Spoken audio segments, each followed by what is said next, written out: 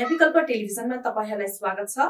म सस्मिता पाठक। सुरु गरौँ आज दिनभरिको मुख्य समाचारबाट। आगामी आर्थिकको बजेट अर्थतन्त्र निर्माणको संकल्प सहित प्रस्तुत भएको छ। अर्थमन्त्री पौडेल। कानून मन्त्रीको कल डिटेल सार्वजनिक गर्नुपर्ने अभिव्यक्तिमा कांग्रेसको आपत्ति। रासपाको बेल घेराउ बीच सभामुखले सदन अघि बढाएपछि राप्रपाले गर्यो बहिष्कार। बाढीको जोखिम क्षेत्रमा उपप्रधानमन्त्री सिंहद्वारा निरीक्षण। दिलभूषण पाठकलाई पक्राउ नगर्न उच्च अदालत पाटनको अन्तरिम आदेश। नेपालमा एमसीसी निरन्तर रहने अमेरिकी दूतावासको संकेत। सांसद थापाले संसदमा च्याते बजेट पुस्तिका। रासपाको केन्द्रीय विभागहरूमा जिम्मेवारी हेरफेर। इटाली र अजरबैजान पठाइदिने भन्दै ठगी गर्ने पक्राउ। काठमाडौँ महानगर प्रहरी बल प्रमुख राजु पाण्डे काममा फिर्ता। 7 दिनमा 30 जनामा कोरोना संक्रमण पुष्टि। बिरामीको संख्या थपिँदै। नेपाली खेलाडीलाई बीबीएलको कुनै पनि टोलीले अनुबन्धन गरेनन्। चलचित्र मोहरको चाहिँदैन मोहर पर्दै सुखी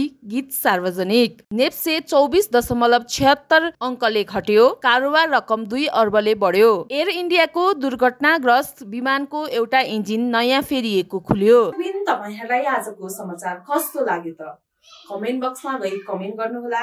साथै हाम्रो च्यानललाई सब्स्क्राइब गरी हामीलाई प्रोत्साहन गर्न नभुल्नुहोला। धन्यवाद।